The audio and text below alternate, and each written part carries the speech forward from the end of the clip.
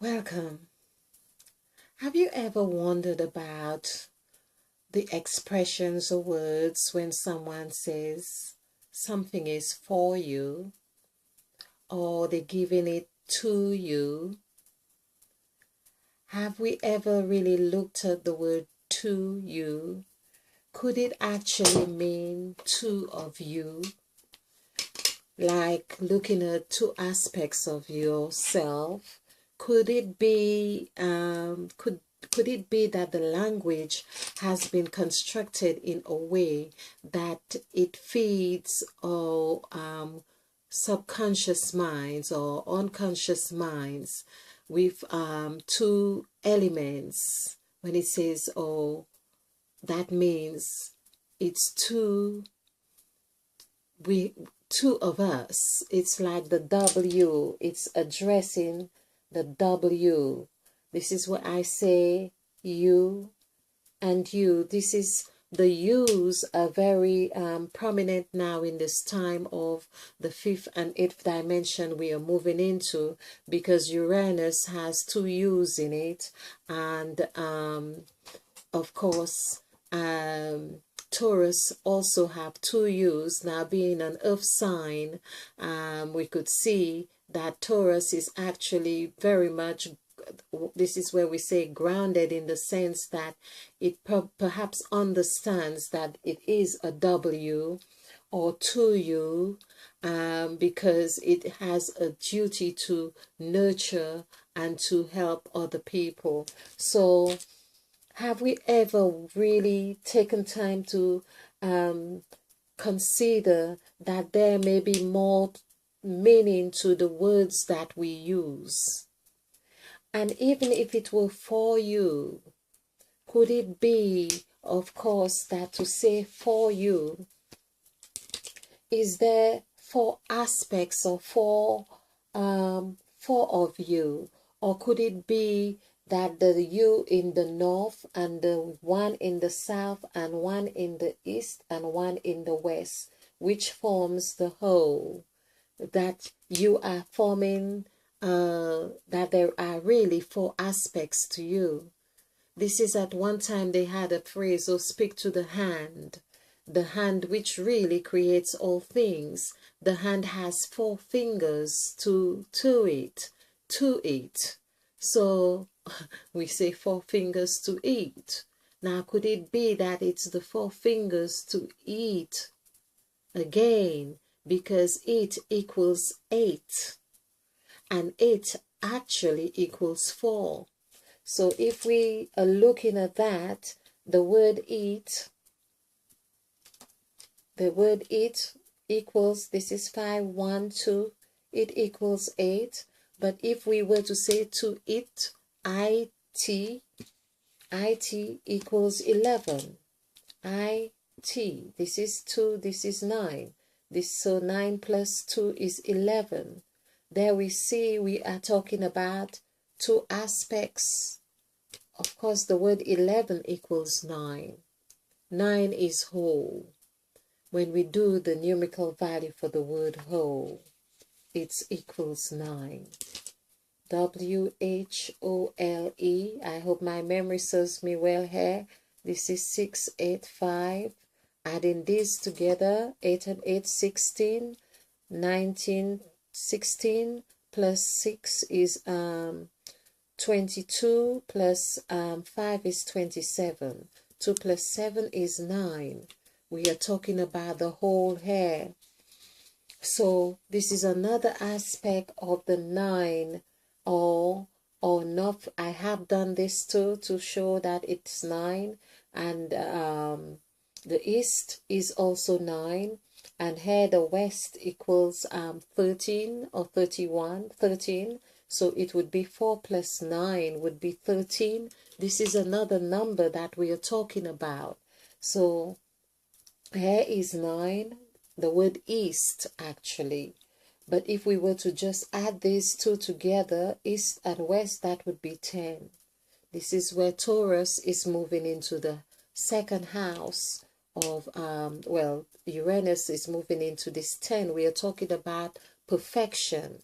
I did do presentation where we had all these tens, and I think that was from the word, could it be the word moved? It was the word moved. So we can see where the word moved is, it's actually 10. There's it's taken into consideration balance. Okay, so when someone says to you, I believe that the language has been constructed in a way that really harnesses the idea of even reincarnation, because we have these two aspects, or more of who we are. It's already perhaps giving us an indication that there is a two aspects. When you die and you resurrect, there's two sides, there's two yous. Or even when you are in dialogue with someone, it's like everything we do, could it really be that all what we do is really has in it an emblem of rebirth, or an emblem of continuity? That's the thing. I believe all these things that we are talking about, even when we use the word one, we are using the word one as to say wholeness, and we know now we are not just a single as we think we are, because that's how we feel for another person. So through our senses, we can see someone else, and we know we are not cut off, because that's how we are able to empathize with another person. We see someone in pain and we can understand that they are in pain. Sometimes we even take on their pain directly and feel that pain.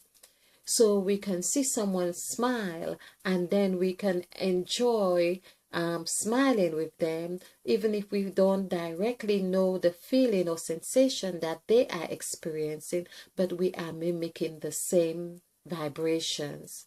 We can see someone yawn, which is one of the most contagious acts, and we begin to yawn as well. That in itself tells us. So when we hear the word to you, or for you, or even through you, because this is what I'm talking about, those acts are going through you, they are vibrating through you. If it were even around you, these are words that we, it's so important that we pay attention to the words we use. I just really thought that I should really I did say I was on my last presentation, but this had been on my mind because I could really hear it wanting to come out and say, someone is saying to you. So the word to in itself, we have so many twos. So we have to, to. It's like to you, we know it's there it's directional, but something is coming from one place and it's going to another.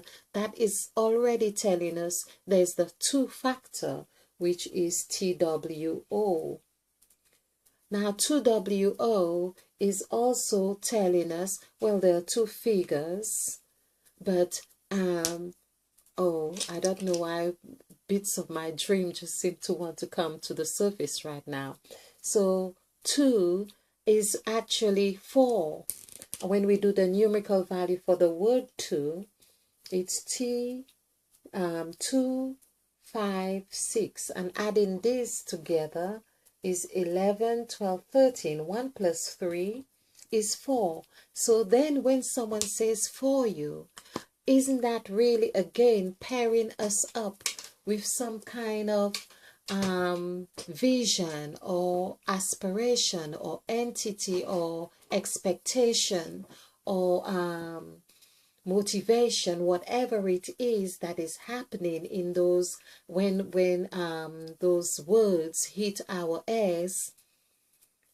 There is a vibration that says there is a mirror aspect to what we have heard.